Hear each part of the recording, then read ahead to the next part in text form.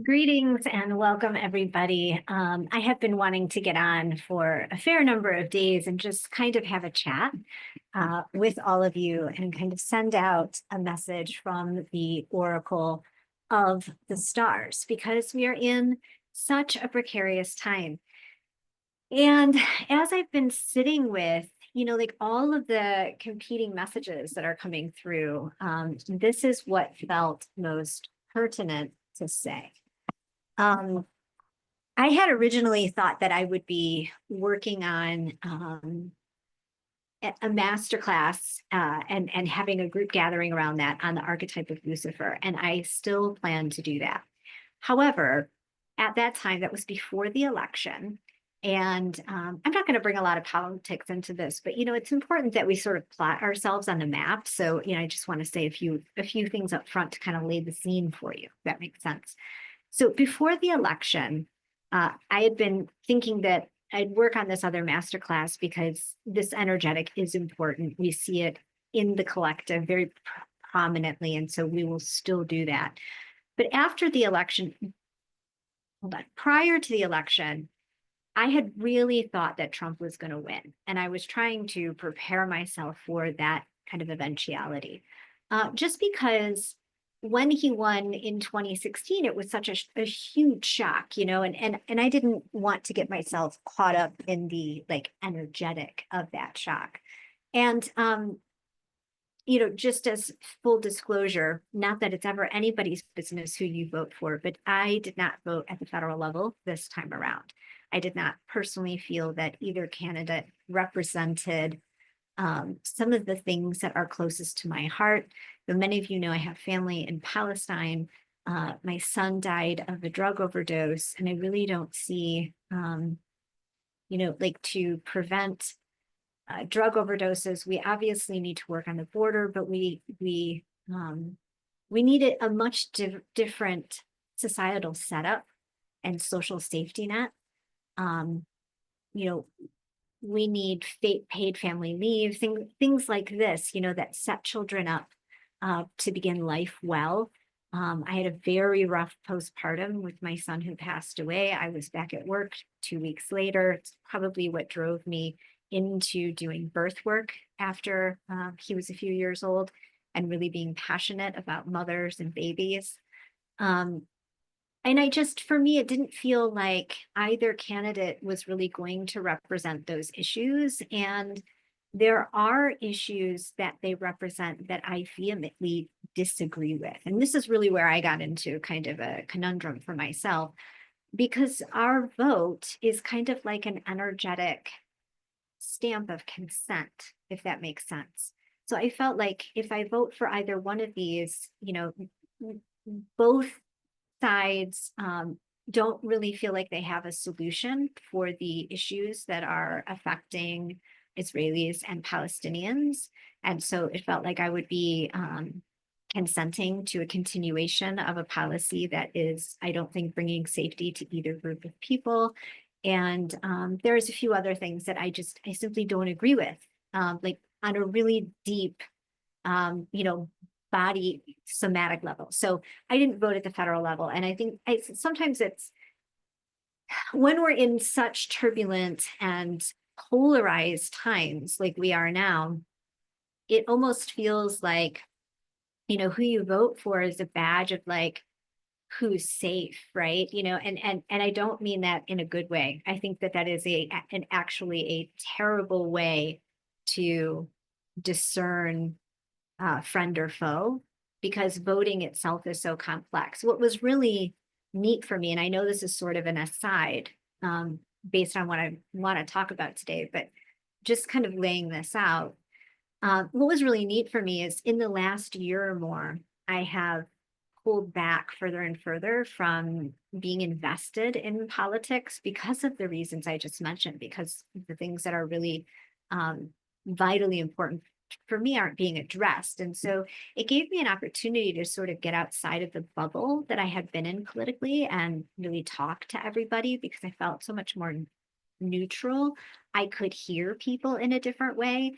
And what I came to learn is that people's votes, just like the way I voted, are so so personal and complex and nuanced. And so, choosing to engage with people who vote one way or another, or choosing to engage with them based on their vote, I think is it's like faulty wisdom.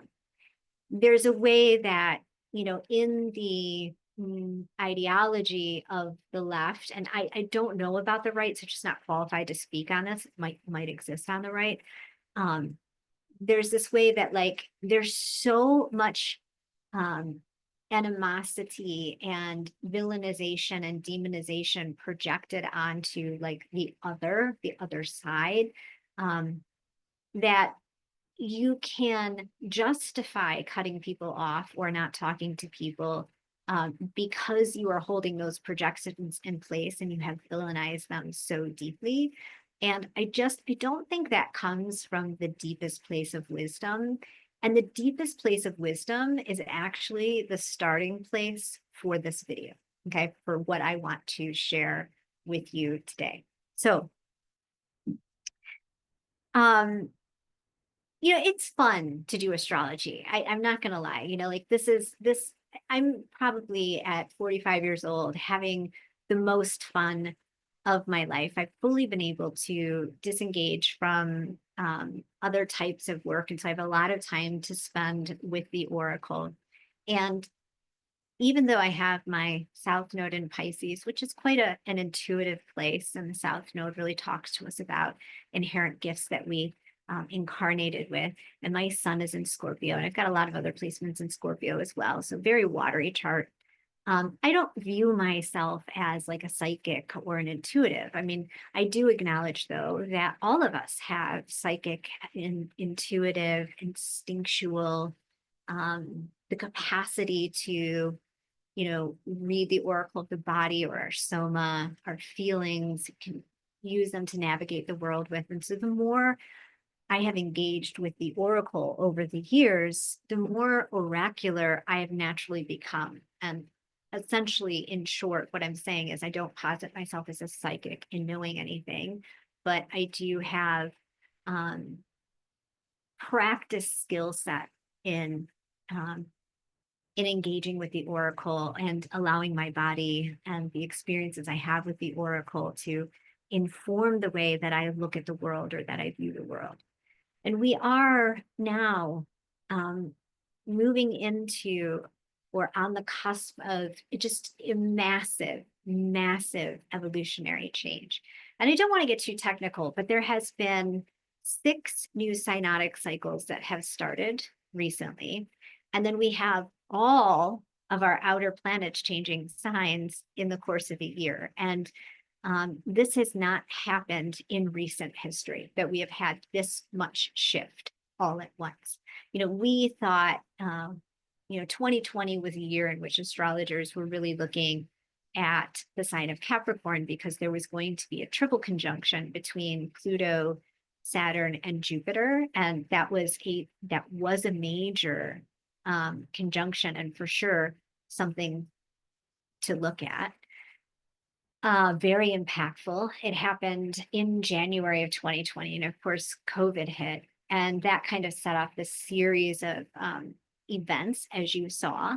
But I would say that the year we are moving into is even more impactful than that COVID transit was, just to give you an idea. And what I wanted to do today is to get on and give you a message of or really land or anchor for you that we were, each and every one of you who are watching this right now. I know the type of people that are attracted to my work. So many of them carry medicine. They are healers in their own rights. They care deeply about their community. They are heart-led, heart-centered women, pussy-led, pussy-centered women. And so I know all of you were made for these times. We incarnated to be on the transition team. And what's really interesting is not only do we have all of these outer planets changing signs, but we also have the nodes of the moon changing signs, and they're moving into the Pisces Virgo axis. And Virgo, where the South Node is, represents the priestess, right? Virgo is the virgin priestess, and virgin used to mean free woman, right? A woman who is whole and holy unto herself, sacred and sovereign, right? And Virgo, from a more esoteric perspective, and remember, we've talked about these terms before. Exoteric means kind of like the mundane modern translations, the outer mysteries. And esoteric means the deeper, more spiritual, kind of veiled mysteries. From an esoteric perspective, Virgo is the priestess who gestates. So when we work with the Pisces Virgo axis, it looks a lot like this. So Pisces is the alpha and omega. It's like the 0 point of the chart. It is the liminal waters we swim into this incarnation through, and the waters we swim out of them in. We can think of it as the non-dual realm, or the monad, the place in which the soul is connected to the all, right? We haven't yet hit that Aries 0 point in a moment of separation and been embedded with our own divine spark yet. So there's this really diffuse quality to Pisces. It's very vast, void, abyss-like, but inside of it, like if you think about the tornado in the Wizard of Oz, how you can see it outside of her window, and there are all of these things spinning inside the tornado. Like you see a chair, and then you see Auntie M, and you see, I think, the lady on the bike, and you see Toto, and there's just all these things swimming in this vortex, right? That is the tornado. And we can think of Pisces a lot like that. Like it is the realm of pure potentiality. And so everything exists inside of that realm. One of the archetypal ways of describing this axis is to look at it like the weaver dreamer, whereas Pisces is the dream realm, right? The connection to everything that lives beyond the veil. And Virgo is the weaver, the one who is pregnant, who gestates. And so the way this axis works together is the Virgoan archetype. Virgo is a very precise, it's all about precision, agility, the capacity to box and label things, to put things in their proper place. It is a identifier of patterns. And so the priestess, what she does is she takes, her needle and her thread, and she dips it into the realm of Pisces, into the dream realm, into the imaginal realm, into the realm of pure potentiality. And she's able to go in and find that precise thread that she's looking for. And she pulls it back out of the other side of Pisces and brings it back over into Virgo. And she uses that thread to weave her tapestry of life, reality, experience, existence, into existence.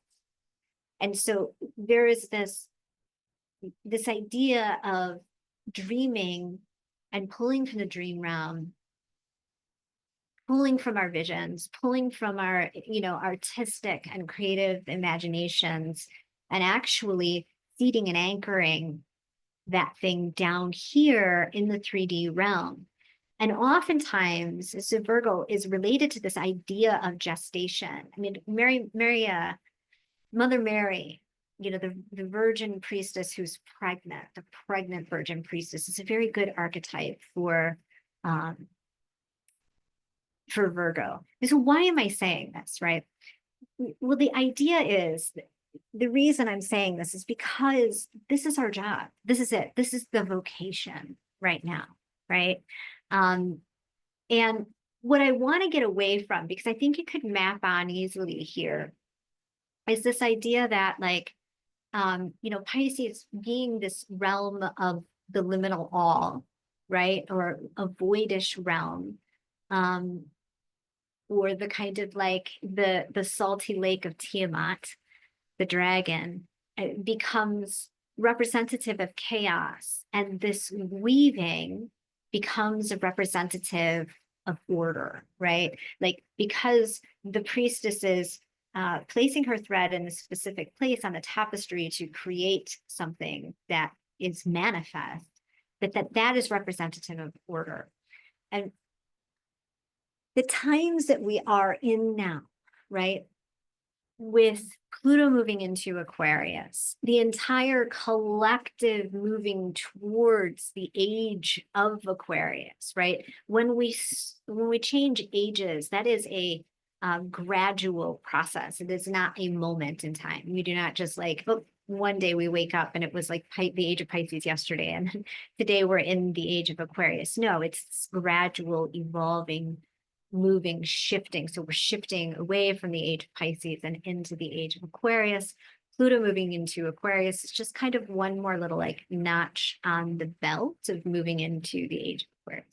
So we're moving into the age of Aquarius. We have all these outer planets, which signify the transpersonal. Outer planets affect us on the transpersonal level. And what do I mean by that? Well, transpersonal, in Carl Jung's work, relates to different types of consciousness, right? And all of those levels of consciousness are archetypal in nature, and they exist across the collective. So, I remember once during the COVID years, there was a moment in which someone brought up this term, mass formation psychosis, and very quickly the mainstream media shut that idea down. And a lot of us who study depth psychology and Jung understand that there absolutely could be something called mass formation psychosis, simply because there is such a thing as collective consciousness. And so with the outer planets, Uranus representing like the collective higher consciousness or a kind of galactic consciousness, Neptune, more of the like higher consciousness of non-duality and spiritual states, high spiritual states. And then Pluto, the collective unconscious, and then all the ways those things weave in and out together, right?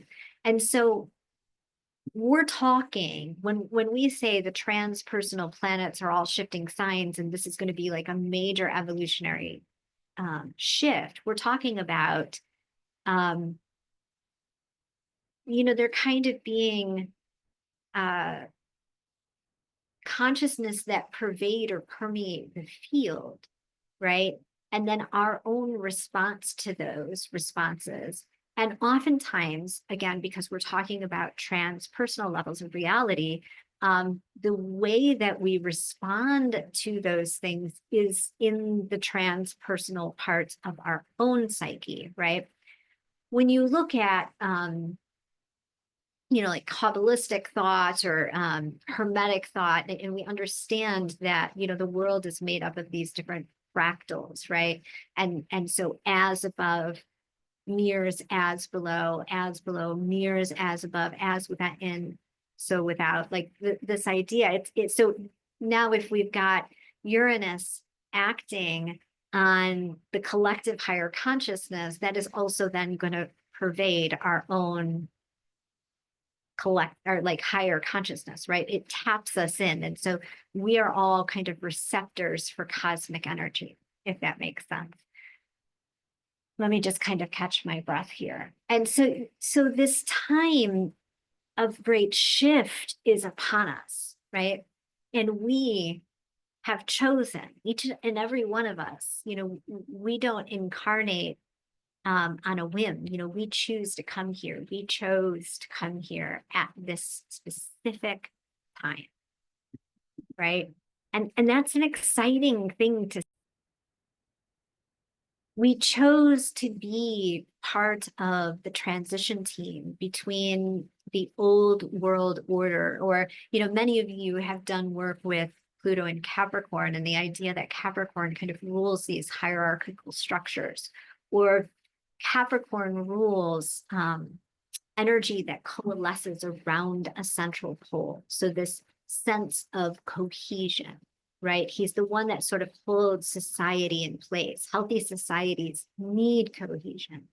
And we're moving into now having Pluto in Aquarius. And the difference between Capricorn and Aquarius is that, Capricorn wants to invest its energy towards a central shared project, right? And that's why the energy is all coalescing around that central pole.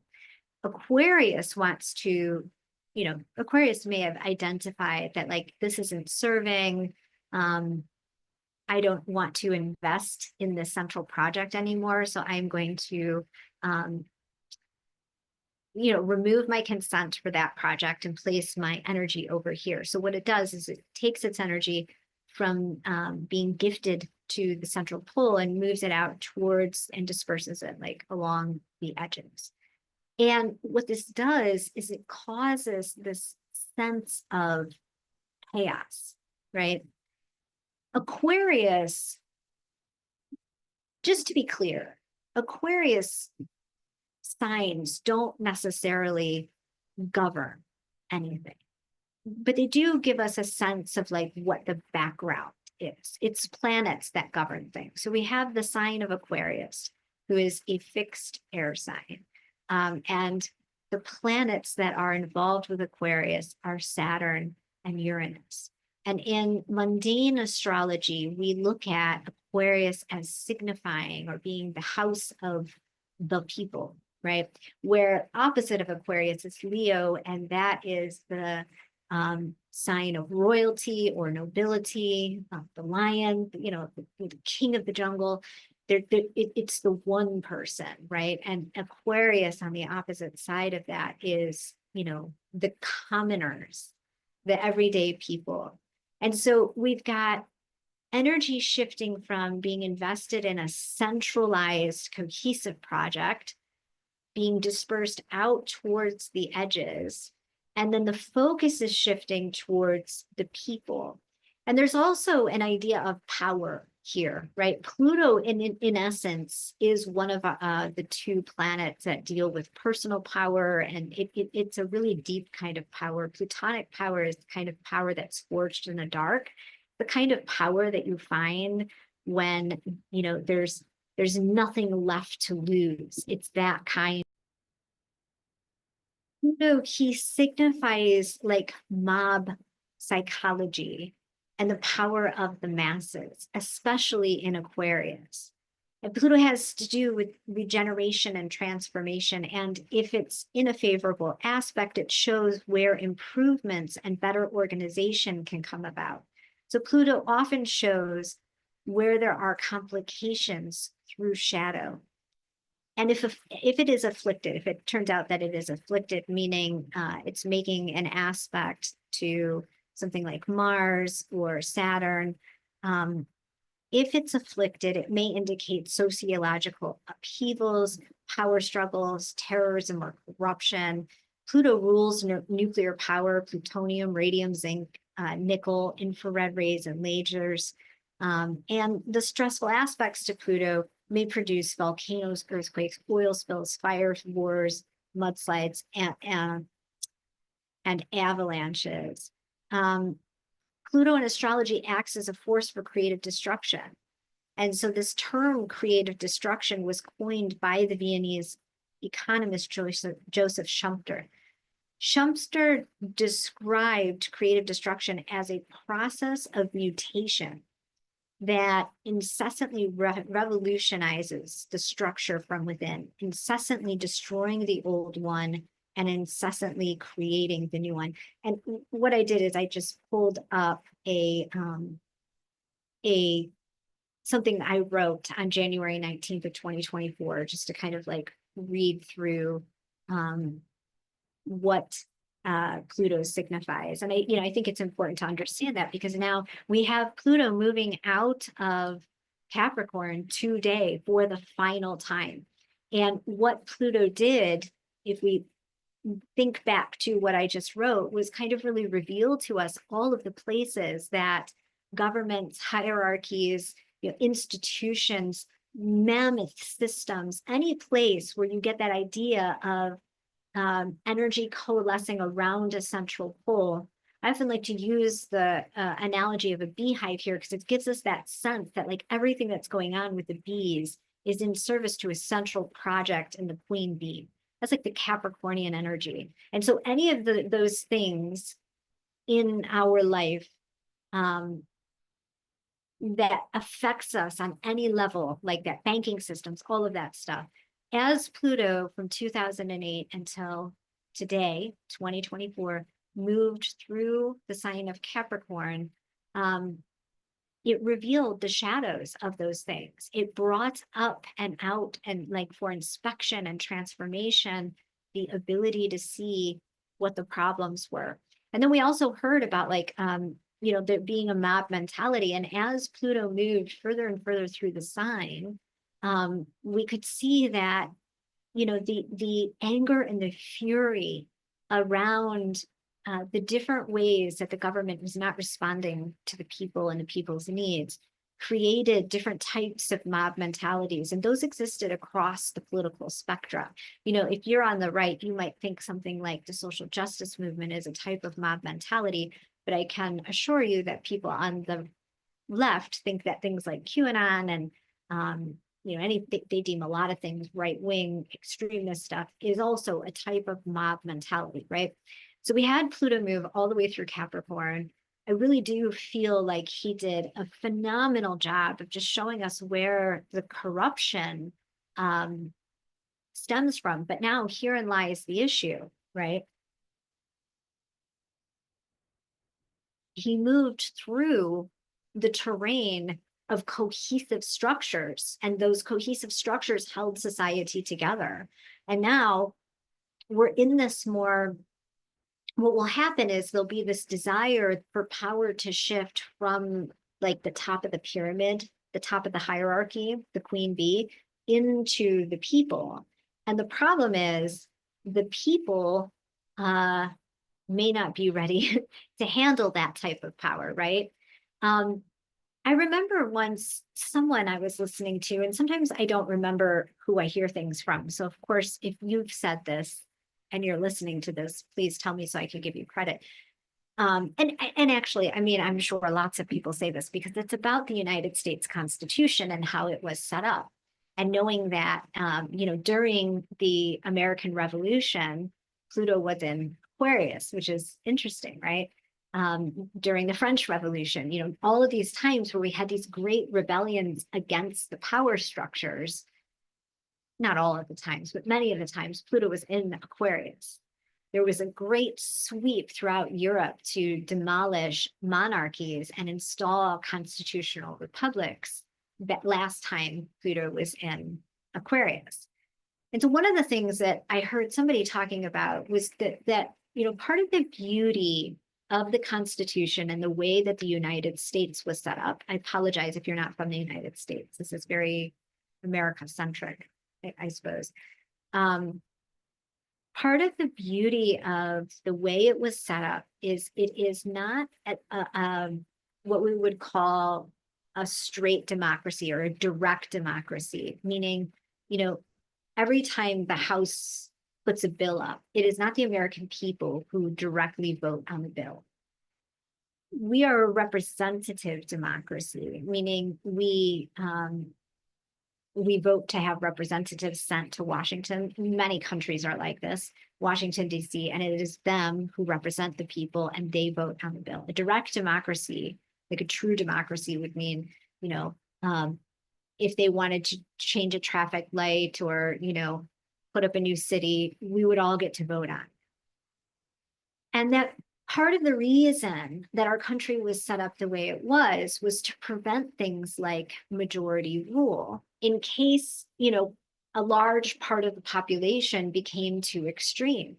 And so it protects the Constitution, and the Constitution protects us from those kinds of events happening. And so the Constitution is the central thing for Americans. I'm sorry that I'm not saying that more elegantly. I wish I had remembered better how to say that. But I think this is important because we are going to be moving into a time in which people are really into the idea of, people-powered, people having more power, people having more say. And I don't know that that idea is necessarily the highest version of what this could look like. In the meantime, when you have social cohesion splitting, societies becoming less and less cohesive, less and less tethered together, having commonalities that hold us together as a community, what ensues? Well, chaos ensues, right? And I've been hearing a lot of fear, doom and gloom narratives. And I wrote something over the weekend that I will include in this package of teachings for you to read. But, you know, that assumes there's this assumed link between chaos and order, right? And so whenever we say, oh, it's chaotic, what it sounds like is the breaking up of order and the destruction of everything and something to be feared. And what I want to say is that what is really linked to chaos is not like this opposition or this way of twinning, like we twin chaos and order. So put it that way. I don't want to set them up as binaries in particular. We are consistently twinning chaos and order. So what that does through the collective consciousness, which we just talked about, is set us up to say, well, anytime we hear the word chaos, we hear the destruction of order and normalcy. And so everything's falling apart. Who is going to save us? Where are we going to get things from? You know, it becomes, it's very easy to elicit fear by using this word. What I want to propose is that what we twin with chaos is eros, because that's really what it is. Chaos is related to feminine, right?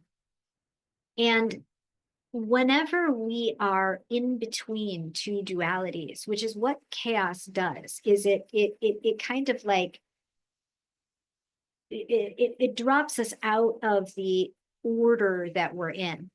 And I want to say it's so easy to get order back for ourselves, like internal order. Like we can be in a state of chaos and then very quickly reorder ourselves. And we normally do that. We're primed as a species to reorder ourselves because it feels very unsafe. And the nervous system kind of like really gets knocked out of whack. And so we very quickly find ways to reorder and restructure our at least our internal world when chaos strikes. But what if, right? And I know who I'm speaking to here. And if you're watching this, I'm speaking to you. What if we take this opportunity of seeing, hearing, feeling chaos being infused into the collective, and instead of using that as a moment to freak out and reach back for order, if we allow ourselves to sit in the tension of the dualities that seem to be breaking away and allow it to be the birthplace of eros and creation, because that's exactly what's available to us. You know, we are going to have to, and I'm saying have to because who else is going to do it? It's going to be the women, right? It's going to be the women who have their souls deeply anchored into their body, who are in touch with some kind of greater divinity, right, than just this 3D matrix. It is going to be us who does this work. But if we can use the chaos to stoke eros, creative potential in us, we can create a new type of society altogether, one that lives outside of the realms of politics. You know, there are some schools of thoughts that says, oh, everything is political. But, you know, the way I'm really thinking of it is like everything is political. Yeah, maybe in that paradigm. But the paradigm that we're building doesn't have to be that way. Like we can really get a sense of our own sovereignty and power, plutonic power, you know, the power that's forged in the dark, the power that's forged through chaos, the power that's forged through, you know, not giving a fuck, right? Not caring. Like everything has been stripped away and I have nothing left to lose. And so I am going to use my power to, for people on the left who are worried about vulnerable communities, I'm going to use my power to get a group of people in my community who care about this issue together to make sure that this community, there are safe havens inside of this community that serve the people that I'm concerned about. I do not need to wait on the government to do that for me. There may be government funding available, or as we've seen, we can crowdfund, we can put a Kickstarter campaign together. We need to start thinking like this. The other, incredible thing that's just an opportunity that's available to all of us is that, Aquarius, and with Uranus as its rulership, is about the process of individuation, right? Individuation. And so what individuation looks like in the new paradigm that's coming in. And I talked about this at length, and I think it was such a great workshop. I will link it to this. It's very low cost. I did it with my friend and teacher, Perry Chase. We really got deeply into this, but what it looks like is we individuate, which means we're able to tap into our own authenticity in such a way that we can hold that authenticity out in the world. Meaning we aren't just authentic in certain places and not in others. We're able to tap into our authenticity, our own uniqueness, and then we have the capacity to back ourselves inside of that. And Aquarius is about collaboration and groups and, social groups that exist beyond like our intimate families, right? Our church groups, our PTAs. Aquarius rules these types of groups. And we want to be able to bring, this is the evolved way of being inside of groups and how humanity is going to reshape and reform itself in this next 20 years with Pluto and Aquarius. We bring the individuated self to serve the group, and the group honors our individuated self. Meaning to get into the group, we don't have to change ourselves or our beliefs. There's no like manifesto that we all have to agree to. And then, the minute somebody steps out of line, they're canceled or annihilated or lose their belonging inside of the group, right? And so this is the type of thing that the world is rising into. It's like groups who honor the inherent genius of each member and see each member as a contributing member. And there is not necessarily hierarchy inside of these groups. They're like circles. What I find is interesting is I'm a gene key 44. I don't know a lot about gene keys or human design. I think they are both extraordinarily interesting systems that are very complementary to the work I do. But every time I've sat down to try and kind of learn one of them, I've thought, why am I going to expend my energy here so that I can know a little bit about all three of these disciplines rather than putting my energy into, deepening my relationship to astrology so that I have a very deep mastery in one thing. So anyhow, I don't know a lot about these systems, but I do know I'm a gene key 44, and gene key 44 is called synarchy.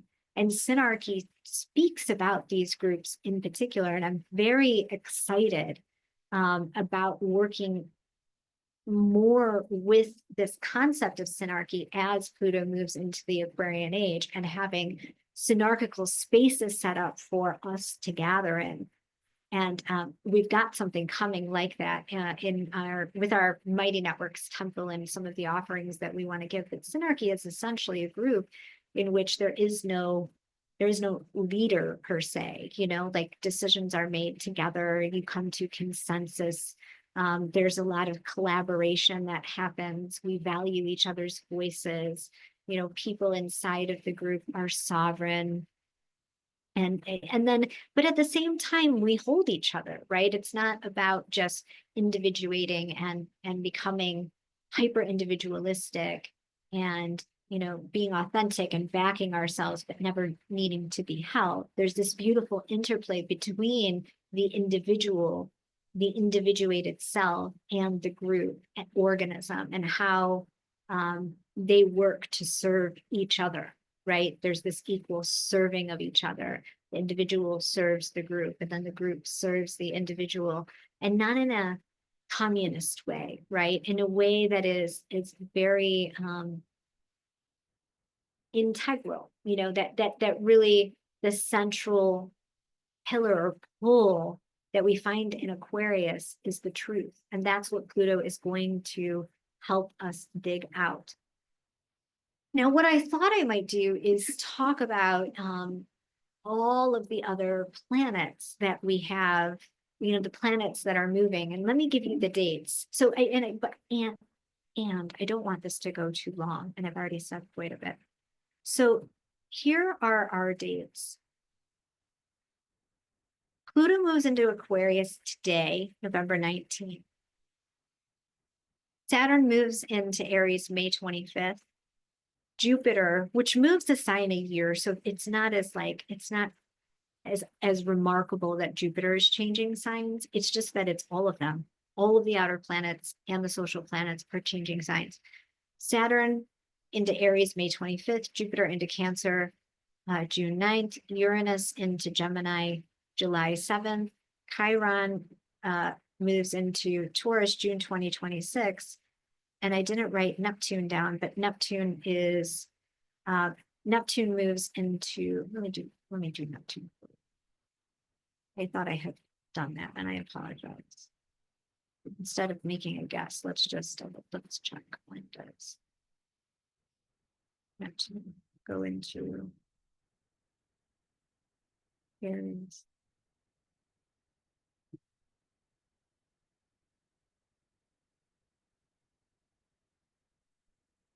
Yeah, March, the end of March 2025. So we've got Pluto today, then Neptune in March, Saturn in May, Jupiter in June, Uranus in July, and then Chiron in 2026. And what's even more is that the three outer planets are in connection to each other like the whole time. As they're moving together, because Uranus is at the end of Taurus, Capricorn is at the end of Uranus is at the end of Taurus, Pluto is at the end of Capricorn, right? So they're going to stay within orb. And then at the midpoint of that is Neptune.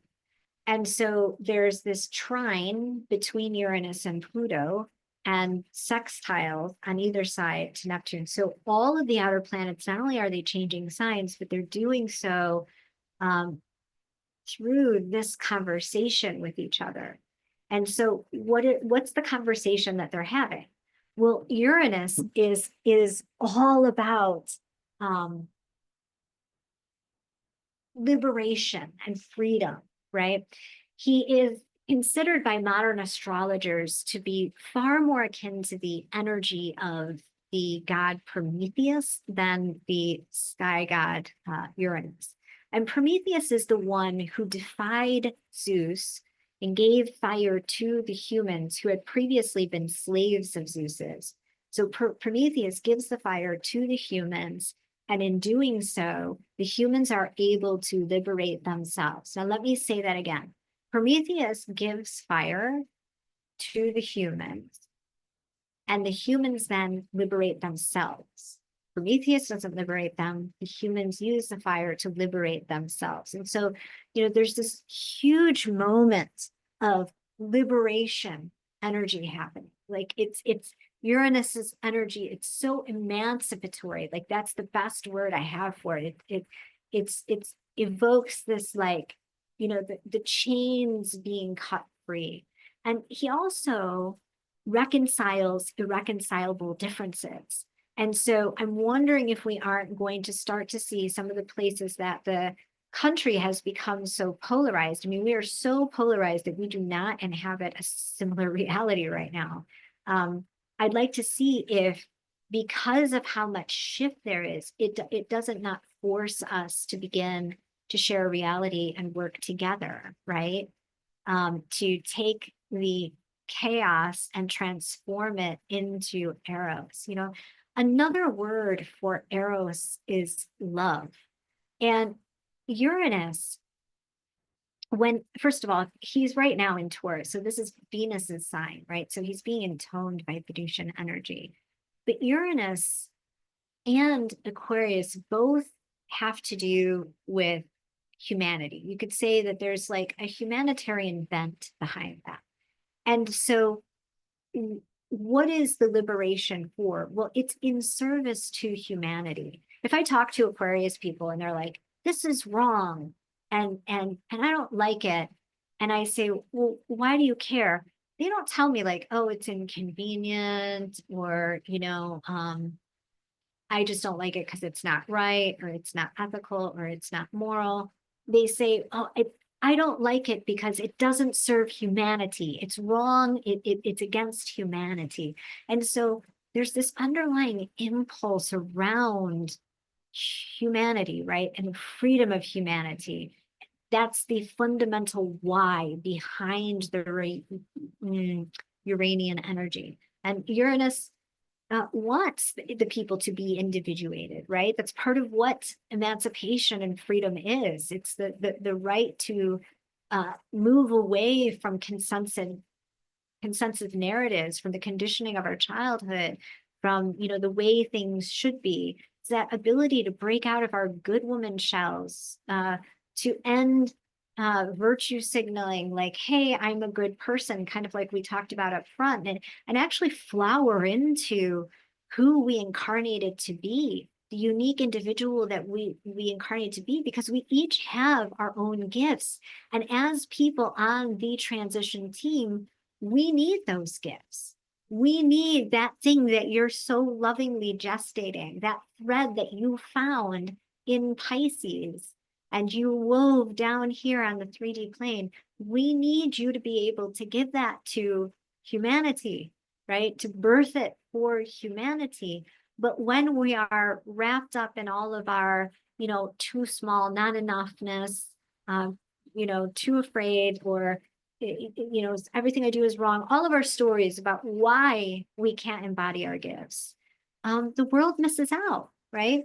The world misses out. So that's Uranus in Taurus in Venus's sign. And there is a great love involved in all that I just spoke about. Like when we talk about humanity being the why, that is sourced in love. It is sourced in love. That is love meeting chaos. All right, so then we've got at the midpoint of these outer planets, we have Neptune. Now, Neptune in Pisces is, on the one hand, like we just spoke about, it's that ability to dream, to vision, to create new things, to go into the imagination and find something that's never been discovered before, and to somehow birth that, to bring that into the world. And so it's so neat that on the cusp of Pluto moving into Aquarius, we also have not just Neptune in Pisces, but we have the nodes moving into Pisces. And so it's going to give us this extra Piscean theme. But the shadow side of that is illusion and delusion. And we all know in the outpicturing of the chaos of the world and the political theater and the mainstream media and all that we see going on in the world, it is so easy to feel like we can't discern the truth. We don't know what's true. There's AI, deep fakes, all this different kinds of technology that is meant to deceive us. And Neptune and Pisces both sort of have this tendency to be able to kind of lead us astray. And so what we want to do is be very discerning as we are doing the work of individuating.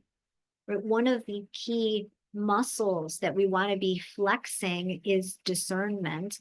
And I want to tell you right now, I don't know is a level of discernment. It is better to say, I don't know if this is true, than it is to crystallize on either side of that. Yes, it's true. No, it's not.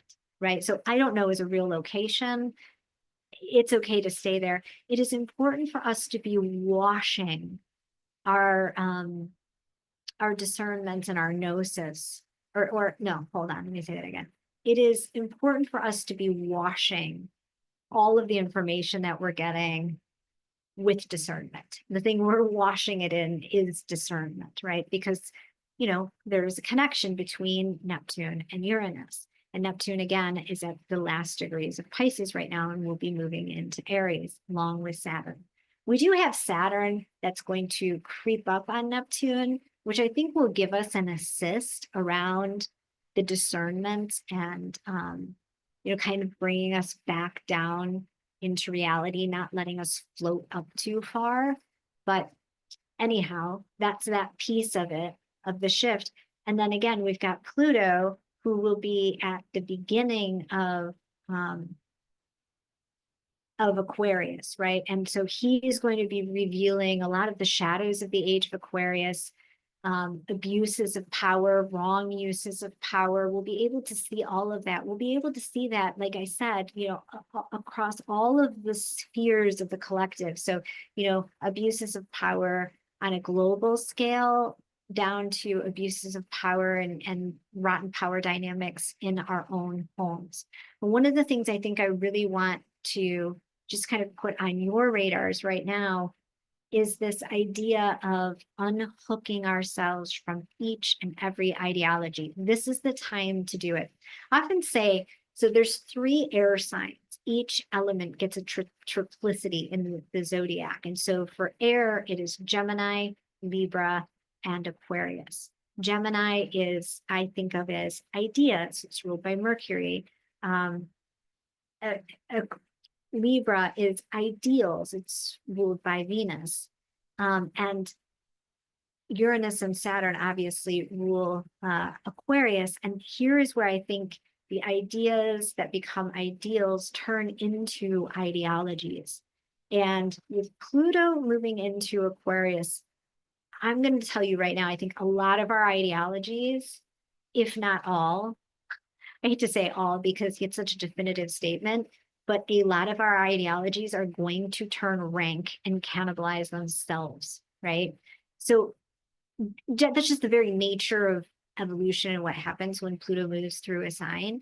So we might see an uptick in, you know, mob mentalities and egregores that fill the collective. Remember, this is all happening on the level of different layers of collective consciousness. So it would be very easy for it to pervade and permeate our being. And so discernment here is going to be key. And what's so great is that the North Node will be down in Virgo, kind of like anchoring this discernment for us. You know, especially as we begin this journey, like right at the seed point, it's almost like they're making this configuration that's like kind of like an umbrella, and the pole is down in Virgo, the sign of the priestess, the sign of discernment. And so, you know, ideologies are really gnarly, and I don't think we realize how much we are really invested in ideologies. You know, like feminism is an ideology, and at this point, I bet most people don't think, like, it's become such a way of life that they're actually invested in that ideology until it's tested. They can become so much part of the kind of inner infrastructure and the way that our psyche is scaffolded, that we don't realize that actually this isn't true. This is an ideology that I have bought into. And so I think as we begin this work, there's 2 things I really want to put on the agenda for you. The first is that as you're identifying chaos in the collective, that you are twinning that word with Eros. And we can think of some of like the goddess Shakti, right? She's a great archetype for you know, how to work with this energy. The goddess Kali, you know, her ability to say no, her ability to slay. In my own container, we're going to work on what does it mean and how do we slay something, right? As women, as emissaries of the feminine, in a clean way, right? Not in an energetically messy way, but in a clean way. And so many of us don't have the skill to say no, or to stand up for ourselves, or to kill something because it's ready to die, right? And it's just hanging on, and it's become a parasite, right? And so Eros and chaos link together as the birthplace of creativity, and really let the chaos be something that we don't fear, but we use for our dreaming. What is the new world that we want to create? And then the other assignment is going to be around ideology and unhooking from ideologies, and crystallized beliefs, because a lot of these beliefs are not going to make it through. They're not going to make it through the gate to the new age, and so it's time to let them go. So I've said a lot, and there's a lot more to cover, and so I don't want to dilute this by continuing to talk. I meant this just to be a primer. I'm not really going to go too much deeper here with this. The announcement I wanted to make today is, so we are in the middle of our ascent round of Sky Dancer, and we've got Venus focalized at the heart chakra, which has actually been amazing considering all that's happening. You know, this reminder to stay connected to the heart, right? And that things really do need to be filtered through the kind of like central channel, you know, the pussy, womb, heart, throat, third eye connection, right? But Sky Dancer will end right as Neptune is going to be moving into Aries, and a new round will begin, and Venus will begin her descent journey again in a new sign. And we're going to make some shifts. I'm not going to announce exactly what they are yet, not all of them with Sky Dancer, but we're really going to be focusing on surfing this evolutionary edge and taking people through a deep experience, a deep learning, a deep ability to understand where the collective is headed, how to become the person who can lead in a time like this, you know, how to become an oracle for your own community through using the oracle of the stars. And so it's going to be an epic round. I'm going to be doing some collaborations. I haven't taught astrology inside of Sky Dancer before. It's going to be renamed and rebranded, so I don't even know that it would be called Sky Dancer. I've not taught astrology like 101 course inside of Sky Dancer. We travel with the planets. There is a lot of astrology content. We learn a lot about astrology, but not so much about like, how do we read a birth chart, or how do we look at a natal chart? So there's going to be a specific add-on for that, or it will be incorporated in the class. I'm not quite sure how it's going to be structured yet, but I think it's going to be so important for women, women who have the heart to lead and heal, and women who know they are medicine women, to have access to the oracle of the stars, right? And it's not just, you so often in my life, between my clients and my students, I meet people who say things like, I just have a muggle job, you know, and so I don't think I'm a medicine woman. And that kills me when they say that, because for me, it's like, wait, no, actually, you're the Trojan horse. This is one of the most important places that we need medicine women, is inside mainstream, you know, kind of like matrix world structures.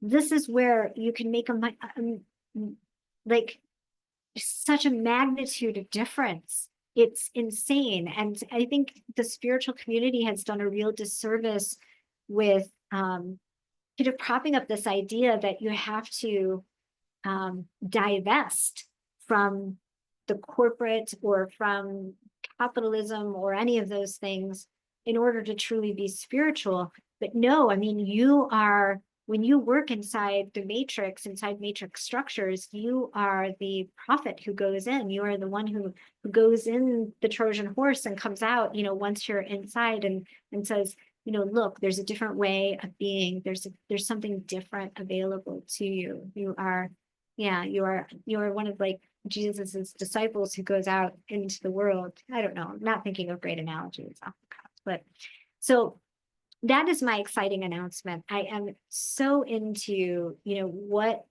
we're going to do with this next Venus round, how epic it's going to be in terms of, the evolution that's coming. I I really want you guys to be juiced up, feeling fully turned on, fully creative, fully erotic about where things are headed, because the opportunities right now are literally endless for what we can birth. And I know that can sound very weird to somebody who is, did not like the outcome of the election. But I promise you, this really is where we're at from an evolutionary perspective, and getting excited about, our own sovereignty and our own empowerment, and really meaning it this time, not having it be a buzzword, but like really being able to use it as a tool to build the new earth with. And I don't love that the new earth is kind of fuzzy, but it's also true, right? It's true. Chaos is twinned with eros. Please don't forget that. So I'm going to send this out. I think I've got another little like bonus audio recording that I want to send out about the last degree of Capricorn and Pluto. I'm going to send a video out that about Pluto in Aquarius for anybody else who wants to read that in this package as just my special gift to you. And I'm going to put a link to the masterclass I did with Perry, and I think you will find that also a very helpful a very helpful kind of way to ground all of this stuff in, close out the cycle of Pluto and Capricorn, especially just so that, you've cleared the decks and you're prepared and ready to do this new work. And then stay tuned for me, because I'm going to continue to speak more deeply on different facets of the transit that we're in. All right, loves. Talk to you soon. Loving you.